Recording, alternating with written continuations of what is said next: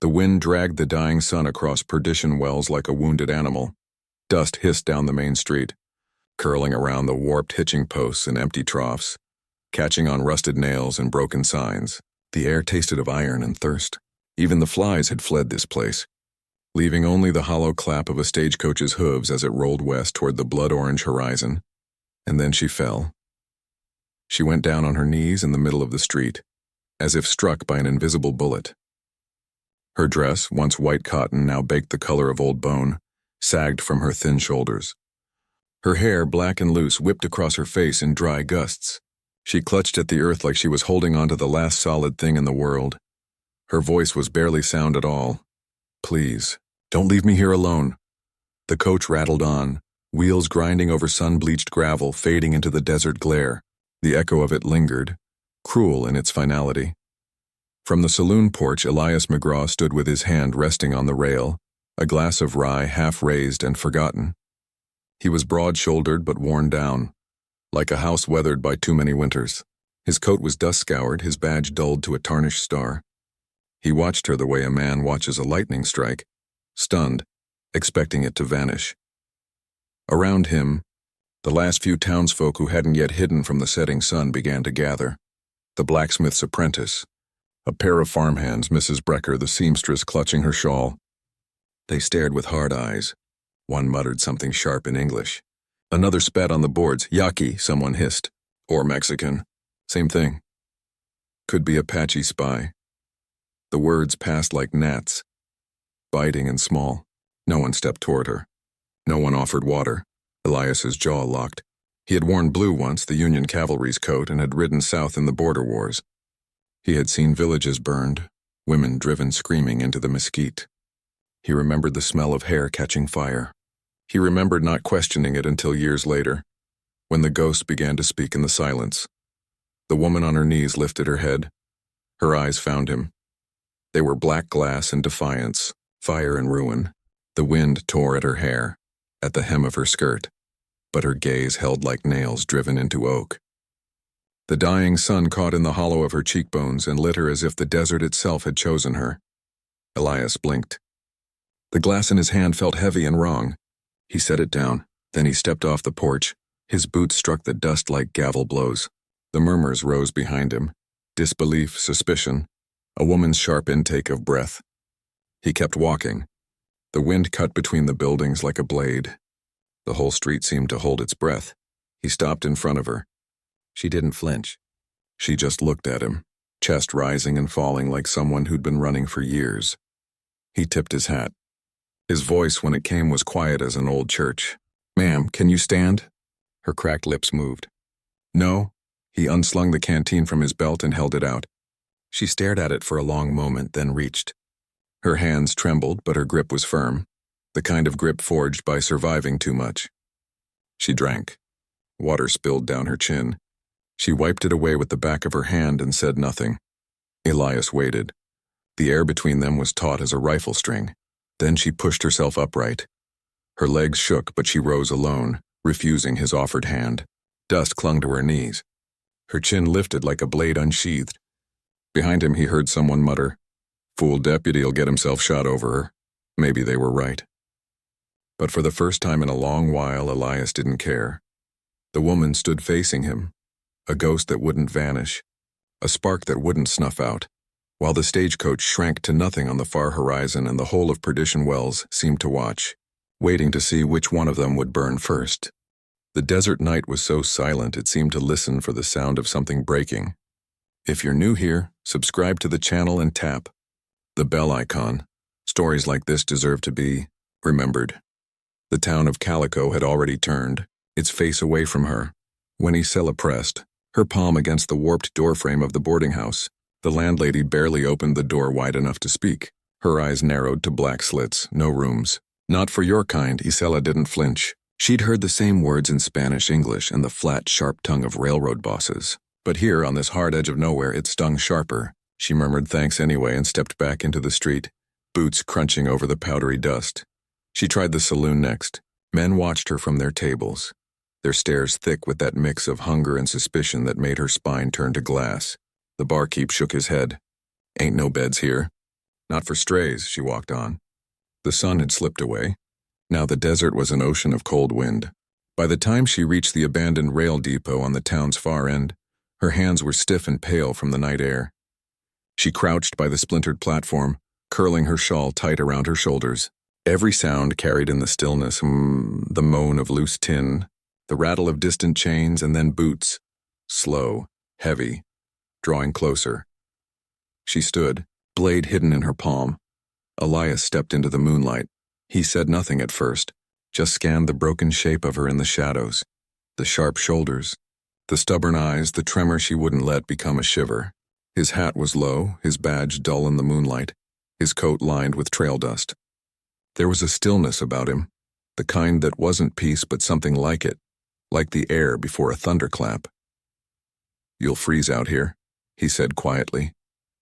"I've survived colder," she replied, voice steady as a rifle barrel. His gaze lingered.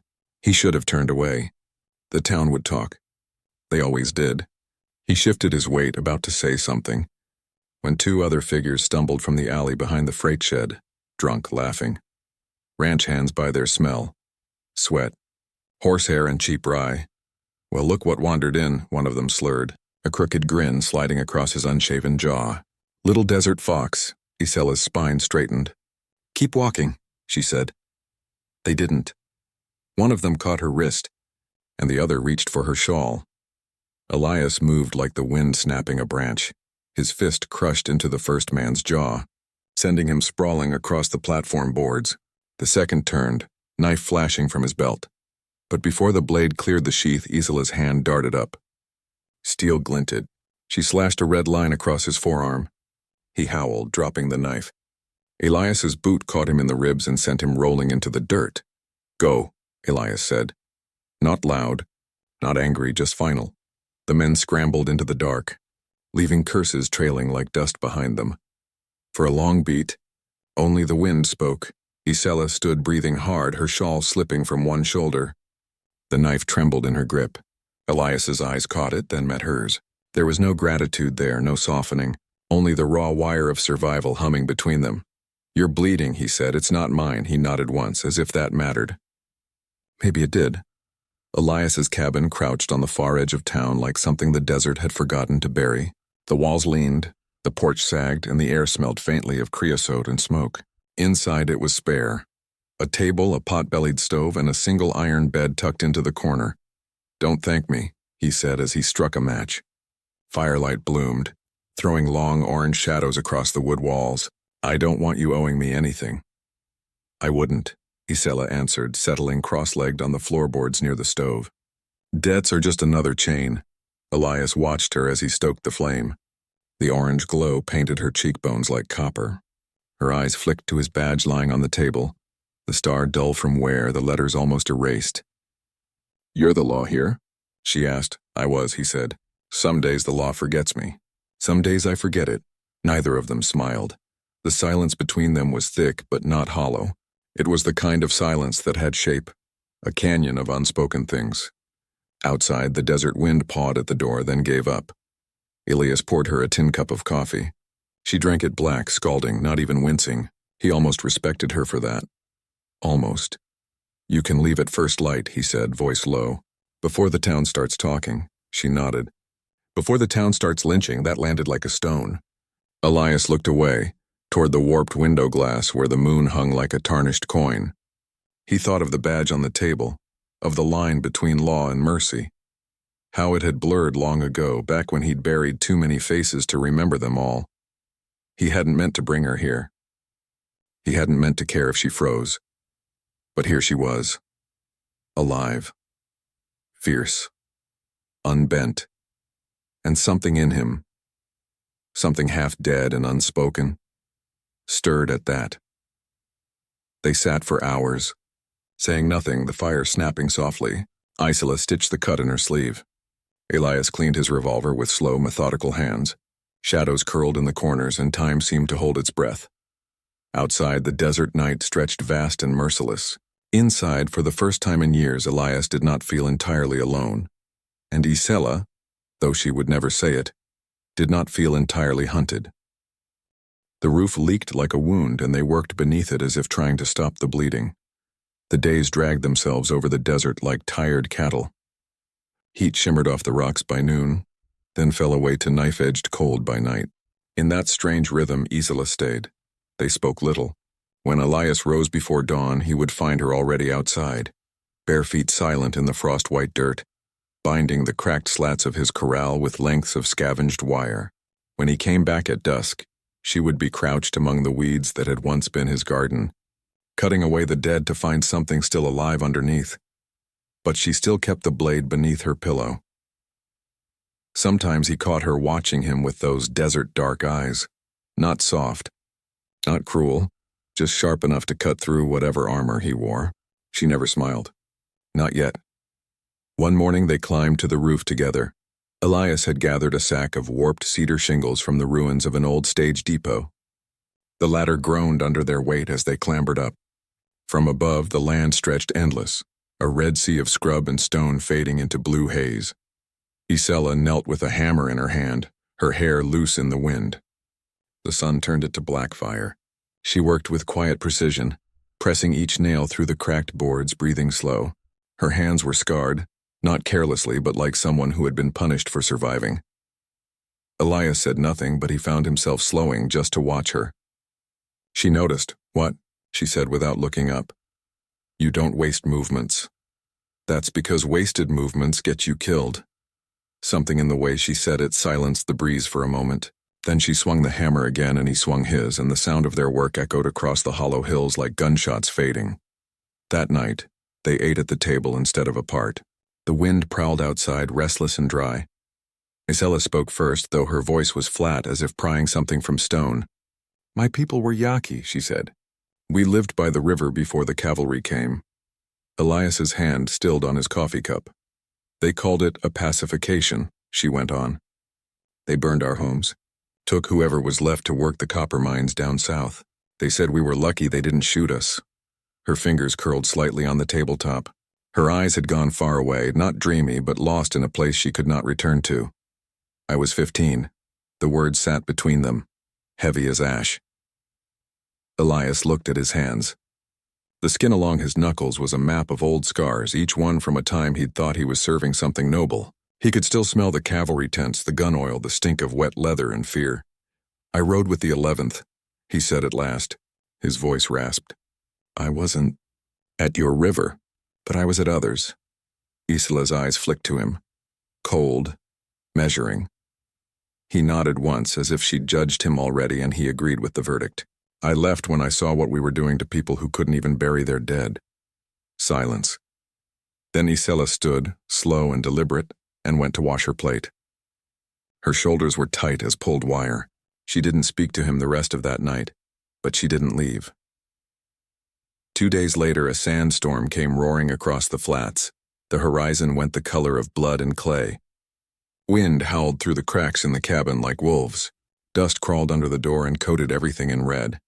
Elias nailed blankets over the windows while Isela stuffed rags along the sill. The air inside thickened, tasting of iron. They lit the lantern at noon because the sky outside had gone black. The tiny flame pushed back the dark, trembling in its glass cage. Supper was cold beans, hard bread, and silence.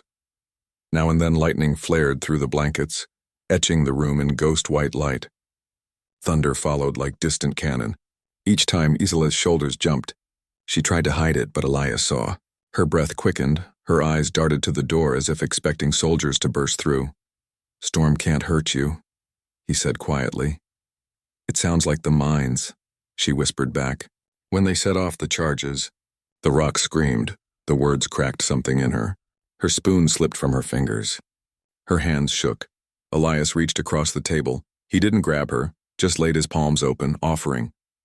Her eyes met his. For a long moment, nothing moved. Then, slowly, she set her trembling hands into his. They were small, strong, and ice-cold. He wrapped them in his calloused warmth. The storm howled. Inside, neither of them breathed. It wasn't forgiveness. It wasn't surrender. It was something quieter and far more dangerous. Trust. Hours passed. The storm clawed itself out against the cabin walls until it was only wind again. They stayed at the table long after the food was gone. The lantern guttered low, painting the room in molten amber. Isela told him about her brother, who had hidden her under the floorboards when the cavalry rode in, then run out with a wooden spear to meet the rifles. About how she had been chained with the other survivors and marched south for days. How she had escaped by sawing through her shackles on the jagged edge of a broken rail spike, then walking alone through the desert with nothing but cactus water and rage. Elias told her about Kansas, green fields, gentle summers, and how he had left it believing war could make him a better man. How every year since, he had been trying to remember who that boy had been. When her head finally drooped, he said, "Take the bed." "I don't sleep in cages," she murmured. "Neither do I." She curled on the floor near the stove, a blanket tucked around her shoulders.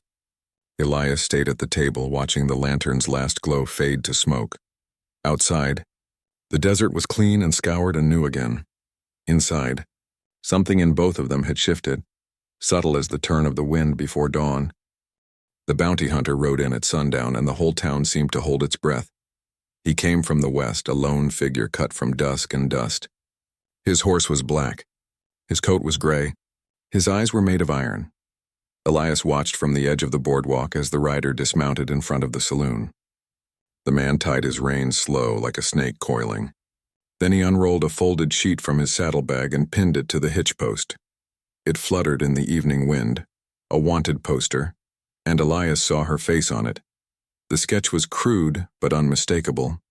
Sharp cheekbones, cold dark eyes, the defiant tilt of her mouth. Underneath the words, Isela Navarro, murder. Escaped mining camp, $300, dead or alive. The street around them kept moving, but quieter. Boots scuffed slower. Voices dropped. The bounty hunter turned, scanning the faces, and Elias turned away before those iron eyes could find his. Isela was out by the river's dry bed when he found her. She stood in the fading gold light, skirts whipped by the wind, trying to catch rainwater in an old tin pan like it mattered. "Inside," Elias said. His voice carried a weight that made her freeze. Now her gaze sharpened. "What's happened?" "Bounty hunter. In town." Her breath hitched, but her chin rose. "Then let him come. Don't be a damn fool." He grabbed her arm, softer than it looked, and steered her toward the cabin. "Cellar, go." She wrenched free, fire in her voice. "I will not hide like an animal." Elias caught her by the shoulders hard enough that his hands shook. "Do you want to live?" The wind paused. So did she. Then, wordless, she let him lead her down the creaking steps beneath the trapdoor. The cellar was earth and shadow, cool and damp as a grave. He shut her in with only a lantern's breath of light. When he turned to go, her voice came low from the dark. "I did kill him." "The overseer." Elias stopped. "He used the girls in the camp," she said, each word carved from stone. "Beat them. Broke them. Called it discipline. One night I took his knife and opened his throat while he slept." The cellar was still but for her breath, ragged and slow. "I will not wear chains again," she whispered. "I will die first." Elias stood at the trap door, staring at the cracked boards. "You might," he said, "but not tonight." He left her in shadow and walked back into the fading day. The bounty hunter was drinking at the saloon, boots up on the rail, watching everyone and no one. Elias walked past him without flinching. His badge gleamed dull on his vest, a promise and a curse. He could feel the man's gaze on his back like the muzzle of a gun. The sky bled out into indigo. Coyotes howled from the ridge. By the time Elias returned, the cabin was swallowed in darkness. Isela emerged from the cellar when he opened the door, eyes flashing in the lamplight. "I heard his horse," she said. "He is patient, so am I." Elias bolted the door and poured whiskey into 2 cups. His hands weren't steady. Neither were hers when she took hers. They drank without speaking. Then Elias said, "You should know." "About me." She waited. "In Arkansas the war was over, but my colonel sent us to clear the river villages anyway. Said the people there were feeding Confederate scouts." His voice went low like the wind through burned rafters. "They weren't." Her eyes didn't leave his. "I gave the order to fire the houses, because I was 21 and wanted to be respected." His jaw clenched. "I watched them run screaming into the river. The smoke stuck to my skin. It hasn't come off." Silence swallowed the room whole. Isela set her cup down. "Now you carry their ghosts." I carry their screams. For a long moment they just breathed, two broken mirrors facing each other. Then she stepped toward him. Elias didn't move. Couldn't. She was close enough now that he could see the faint scar along her jaw, the pale crescent from a rifle butt, the life carved into her skin. If he takes me, she said, he will drag me back to the mines. There is no trial, no mercy. Only chains. He won't, Elias said. You cannot stop him alone. Then I'll die trying. The words were quiet, but they burned like coals. Something in her chest cracked at the sound. Isela reached up and touched his face, rough with days of dust. Elias caught her wrist like it was a lifeline. They kissed. Not soft, not sweet, like two people drowning in the same black river and clutching the only other soul who still breathes. The lantern guttered. The wind keened against the walls, and the world shrank to the desperate press of their mouths, the salt of their tears, the heat of their hands like prayer and punishment all at once. It wasn't hope. It was need, raw and blinding. And when they broke apart, their foreheads rested together like two weary horses leaning on the same hitching post, waiting for the night to pass. Dawn would bring reckoning. But tonight they were alive. The world was still when the first rifle cracked. A hawk rose from the pines, spiraling into the bruised dawn sky as smoke curled from the muzzle flash beyond the tree line. The sound rolled across the basin like distant thunder. Inside the cabin, Elias's hand froze above his coffee tin. He already knew what it meant. They had come. Bootsteps scraped gravel outside. The faint jingle of spurs, the shuffle of hooves. Elias pushed the curtain aside. 7 men stood out there, breath steaming in the chill dawn. A bounty hunter in a black duster sat tall in the saddle, pale eyes squinting beneath a brim crusted with trail dust. Behind him, the town marshal leaned against a post, arms folded, making no move to interfere. The marshal's gaze found Elias's through the warped glass. He gave the smallest nod. Not approval, not warning, just surrender. Isela stood by the hearth, her dark hair loose, her rifle clutched tight. Elias caught the faint tremor in her fingers. She had been hunted half her life. Now the hunt had reached their door. Cellar, Elias muttered. No, she said. Her voice was low, raw. Not this time. Elias stepped out into the pale light, door creaking shut behind him. Wind scythed through the scrub, carrying the dry tang of sage and wood smoke. Morning, the bounty hunter called. Reins looped lazy around his wrist. We're here for the girl. Stand aside. She's not yours to take, Elias said. Not mine. The territory's. Wanted for murder. She was defending herself. She slit a white overseer's throat in front of 50 men, the bounty hunter said, teeth flashing. Law says the rope. You a deputy or not? The badge on Elias's vest felt heavier than iron. He heard screams again. The village he ordered burned. The fire, he can't. Unsee, he said nothing. Step aside, the man repeated. Elias's silence was answer. Enough. The bounty hunter's hand twitched toward his holster. Elias moved first. A shotgun thundered from the cabin window.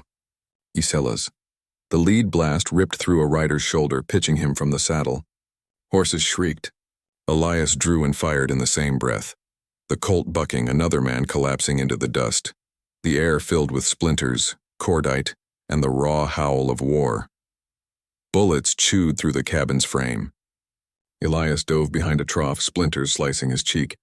Isela slipped out the side door like smoke, skirts streaked with ash. She cut Elias's chestnut mare loose from the post. The terrified horse lunged straight through the line of riders, hooves flailing, scattering men like ninepins.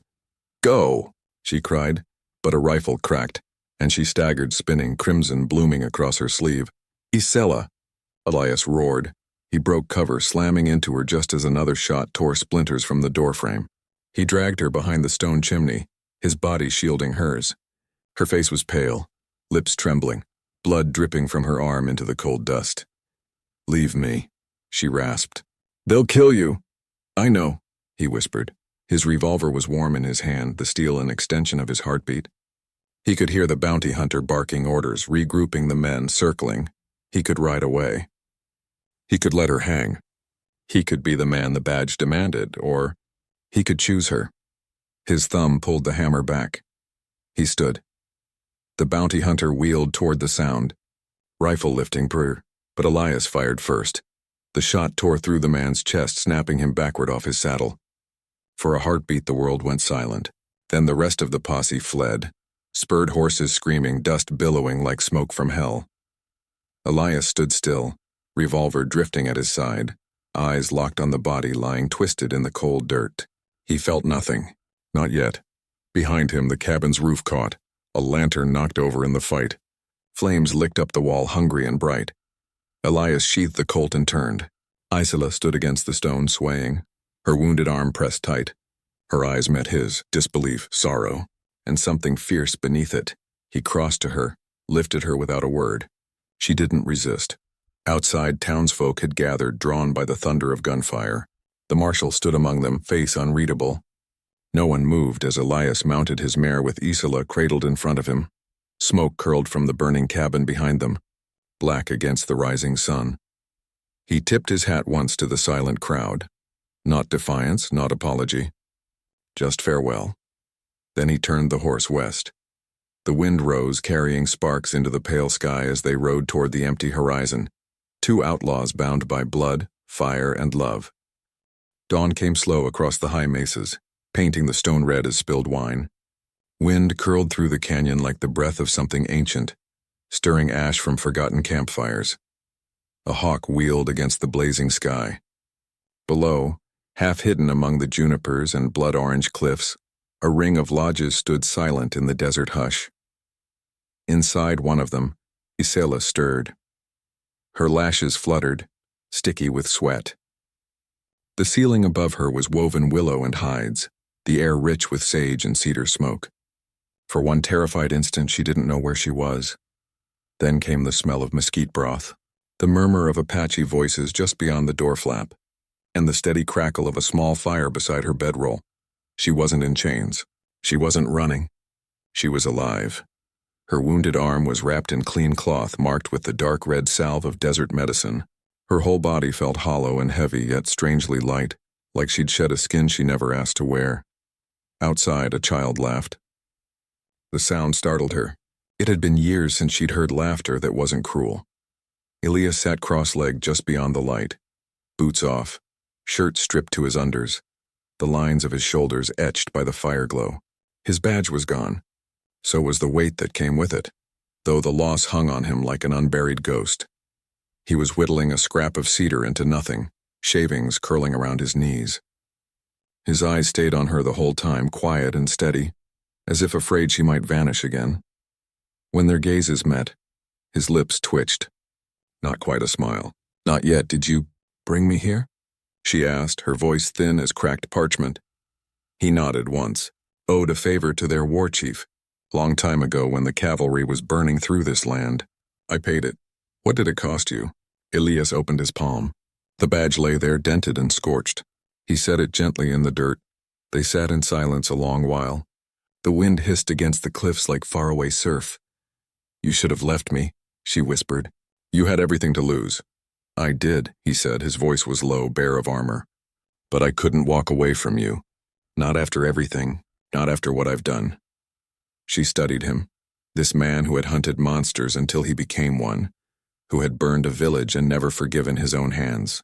And yet he had chosen her, broken, hunted, and bloody as she was. Slowly, she reached across the space between them. Her fingers, still trembling from fever, found his. "You didn't leave me alone," she said. His hand closed around hers like roots closing over earth. By noon, the camp stirred. Riders came and went like ghosts. No one questioned Elias's presence. No one looked twice at Isela. Among these people, her skin and name were not a crime.